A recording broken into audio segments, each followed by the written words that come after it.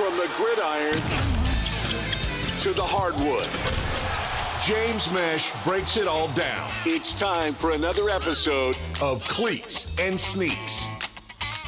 Welcome into another edition of Cleats and Sneaks, the podcast where we talk about everything in the NFL and the NBA. I am your host, James Mesh, and don't forget to like the video and also subscribe to our YouTube channel and turn on that notification bell. That way you know every time when we upload any one of our podcasts or any one of our content right here on this YouTube channel. Of course, we hit on just about everything in the Southwest Louisiana area.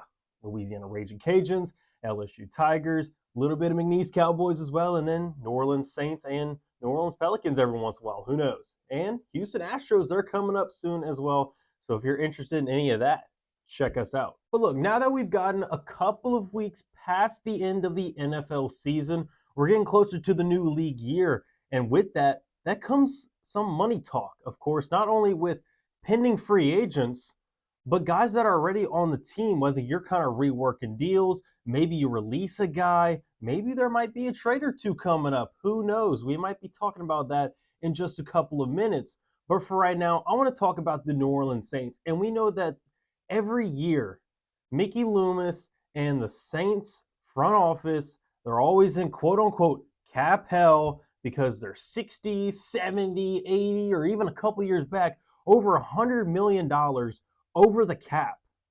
And here's the thing.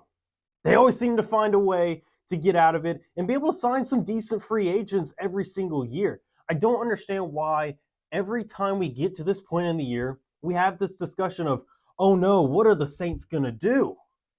They do the same thing every year. They rework deals, they turn it into more of a salary bonus, lower the base salary for the players. That way it's less on the books and the players get the money up front. We have this discussion every single year. I don't know why it feels like it leaves our brains and we just forget about it and then be like, wow, how did they do this? They do this every year. I don't know why we're having such a discussion about it. Man, they've already gotten through quite a few deals already. They made 4 restructures, and it's been able to save them over $40 million saved. It started with Eric McCoy. They saved about $7.8 million there. They saved over $23 million reworking Derek Carr's deal. They also reworked Nathan Shepard right after to save a couple million there. And then recently, they had extended edge rusher Carl Granderson, but then with this reworking of the deal now, they've already been able to save $9 million.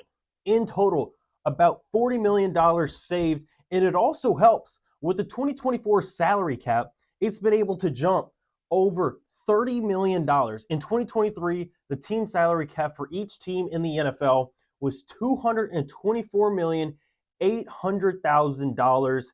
Now in 2024, it's jumping up to $255,400,000.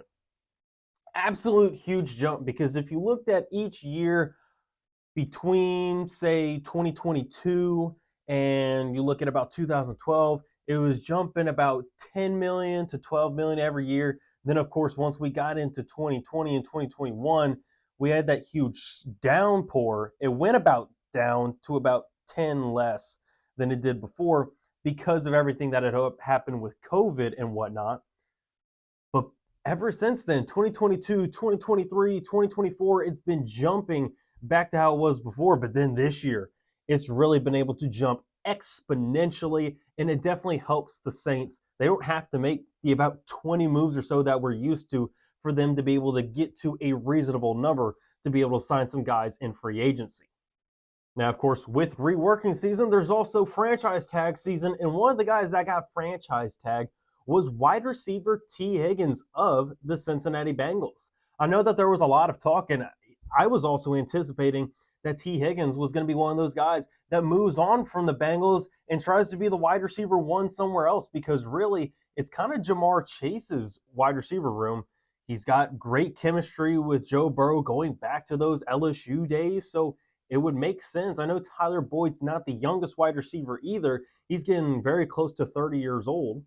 But if you're T. Higgins, you're just a little bit older than Jamar, but you're still relatively young, 24, 25 years old. why not try to go find somewhere else where you could be the wide receiver, be the alpha dog, like how we had seen with other guys, whether they signed in free agency or they got traded to another team. But nevertheless, it's looking like they're going to be working on a long-term deal with him. That way they're able to still keep their big three of wide receivers out there in Cincinnati, Ohio. And then moving on, we talked about Justin Fields last week about how he was talking about how he wants to either just stay with the Chicago Bears or he wants them to trade him as soon as possible. That way, all this drama, all this hullabaloo gets over with. Well, that may be happening soon. New GM for the Chicago Bears, he'd recently talked about how it wouldn't be right for them to try and trade Justin if they're going to. It wouldn't be right to trade him and not do him justice if they try to trade him after the new league year starts. So if I'm anticipating by the time we get through this new episode of Cleats and Sneaks next Thursday, I'm anticipating that it will be very soon, if not it already have happened, that Justin Fields will be traded. There are quite a few teams it's looking like that could be open for the position. One team that I know of that is looking for a new quarterback is the Atlanta Falcons, which is a rival in the NFC South. It would be very unfortunate as a Saints fan. I know that I wouldn't be happy because we know that the Saints really struggle against mobile athletic quarterbacks, so it wouldn't be great for them. But it would make a lot of sense because there is a lot of young talent, a lot of new guys coming into the building for the Atlanta Falcons. So if they're able to get a young buck QB that has got experience in the NFL that can work with their new OC, work with their new head coach, I think it could work out really well from an outsider's perspective. I really thought, in a sense, that if you're going to bring in a new head coach, bring in a new OC, why don't you just go for the rookie quarterback, sign a veteran, let him be a bridge guy, and then you just go there?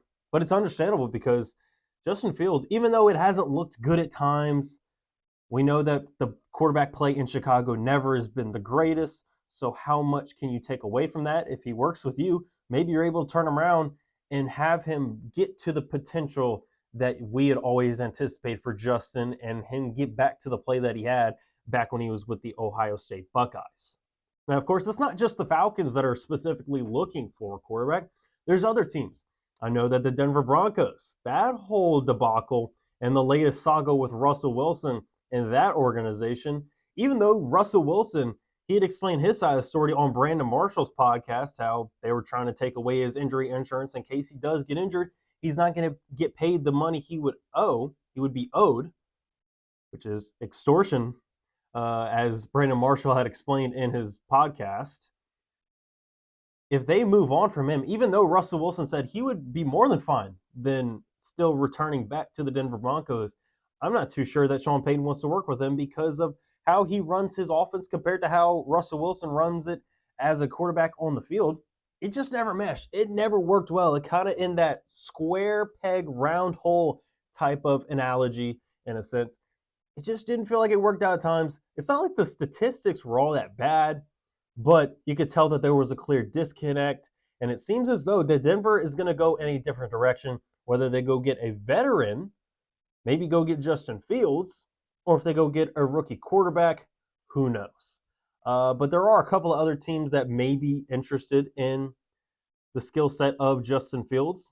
I know that not only the Broncos, not only the Falcons, but you could see someone like the Washington Commanders. I know that they have a young buck QB as well, but they've got a whole new regime out there in the nation's capital. So could they go with them as well?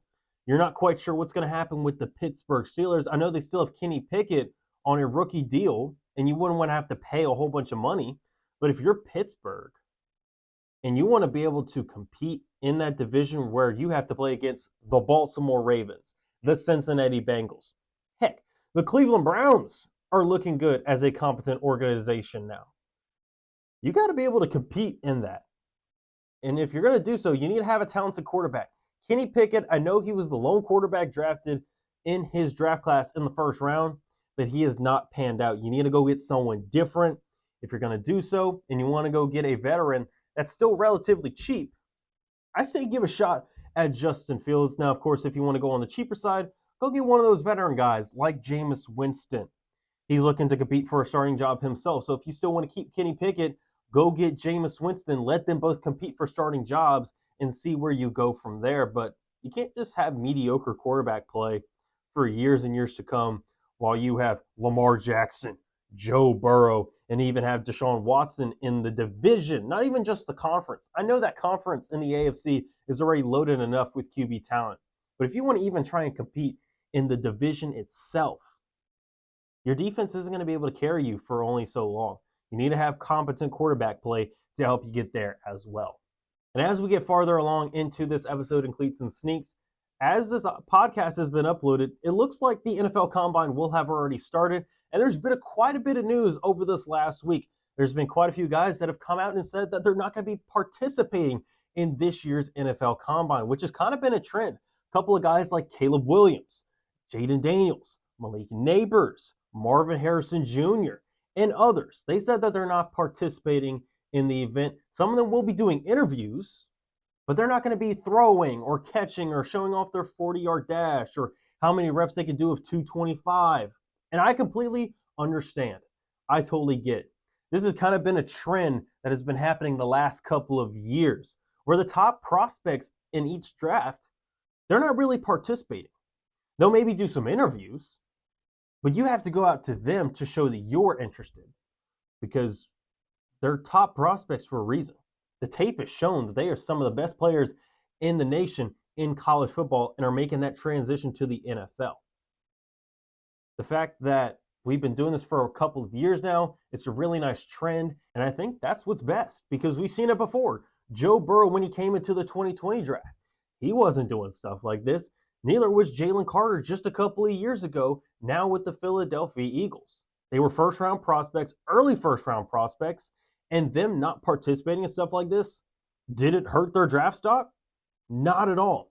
Whenever they're doing stuff like that in what is quoted by some people as the underwear Olympics, it feels like it can only hurt your stock if you're going to be one of those top guys. You have really nothing to gain and almost everything to lose, because if you don't necessarily take it as seriously and you end up running like a 4.5 40 as a wide receiver when you're anticipated to run below like a low 4.4 or below that, like maybe a 4.35, it's going to look really disappointing, and scouts are kind of going to write that in their notes, and you're not going to be as desirable. So I think if you just avoid that at all costs and you just show, hey, just look at my tape, let's do some interviews, let me show you what I'm about, I think that's what's best for these top guys. Now, I think that the NFL Combine is good in a sense for those lower tier guys. Like, I remember when Shaquem Griffin, the guy that doesn't have a left hand, he came out and he balled out in a sense. He had a crazy 40-yard time. He did quite a few reps on 225 on the squat rack, and he showed out at the NFL Combine, and it helped boost his draft stock. I think for those guys that are going to be on the lower end, day 2, day 3 guys, maybe undrafted, if they're invited to the Combine, I think they absolutely need to do that. That way they show as much as they can to scouts and to NFL teams to be like, hey, come give me a shot. But if you're one of those top guys, there's absolutely no need to worry about trying to do stuff like that. You've already shown off everything that you need to show to these teams on your tape and if they want to interview you. And now switching over from the gridiron to the hardwood, let's quickly look over the NBA standings. There really hasn't been a lot that has happened movement-wise in the last week or so since we've come back from the All-Star break. Boston Celtics are still heavily leading the way in the Eastern Conference at 46-12 at the recording of this podcast. The next closest are the Cleveland Cavaliers at 38-19. Couple of movement here and there down in the middle of the Eastern Conference standings. Orlando now 33-26 at the 7th seed, just outside that bubble, playing for in the play-in tournament.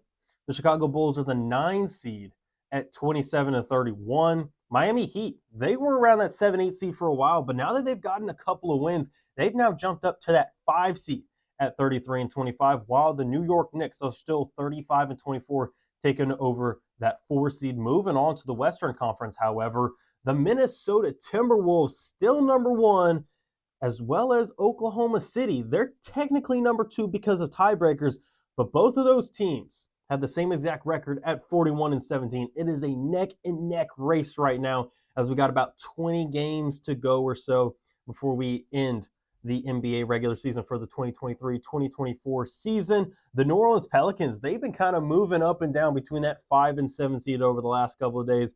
That one is also very tight, as the Pelicans are 35 and 24, 6.5 games back of both OKC and Minnesota. The Suns, though, are a half game behind the Pelicans at 34 and 24, while the Kings are 7.5 games back of that 1 seed at 33 and 24. So it's a very tight-knit race. I know that the Pelicans, they've been kind of up and down. They lost a couple of games, tough road trip for them, but they were able to get that win against the Knicks the other night. They got a couple of games against the Pacers, both on the road and at home over these next couple of days. And then they have some other games against the 76ers and the Raptors that they need to take care of business. And they want to be outside and not have to worry about the play-in tournament. As long as they can get that 5 or 6 seed and not have to play for that 7 or 8 seed, they should be good to go. Before I sign off for this week's edition of Cleats and Sneaks, I do want to talk about Max Strus. He hit a crazy game winner just the other night for the Cleveland Cavaliers. He was the former Miami Heat guard, and man, he had the second longest, if I'm not mistaken, the second longest game-winning shot in NBA history, shooting from pretty much the three-point line on the opposite side of the floor. He got about a dribble or two, had to chuck it up, and they end up beating the Dallas Mavericks 121-119. Donovan Mitchell had, of course, a 31-point game, while Max Strus, he finished the night with 21 points and, of course, the game winner. But how can we not talk about Luka Doncic, as he had a 45-point night, 14 assists, just 1 rebound off of that 45-point triple-double. Kyrie Irving also got his with 30 points, but never lost. They had the 2-point loss, and they dropped to 33 and 25 on the season. Now 15 and 12 on the road, while the Cavs are 20 and 10 at home. Looking pretty good. Not as good as those Boston Celtics being 27 and 3 in the Garden, but still pretty respectable record, and there's a reason why they're the number 2 seed right now in the Eastern Conference. That'll do it for this week's edition of Cleats and Sneaks. Don't forget to hit that like button, as well as subscribe to our YouTube channel and turn on notifications. That way you know anytime we upload any one of our podcasts, like For Tire Change with Dawson Igelo, as well as Over Par with Matt Miguez, in any one of our podcasts and content that we upload on this channel. Next week, we'll be talking about the NFL draft. That's coming up very soon at the end of April. I'll be giving my first mock draft, and I'll be sharing it with all of you right here on this YouTube channel. Until then, I am James Mesh. Be safe out there.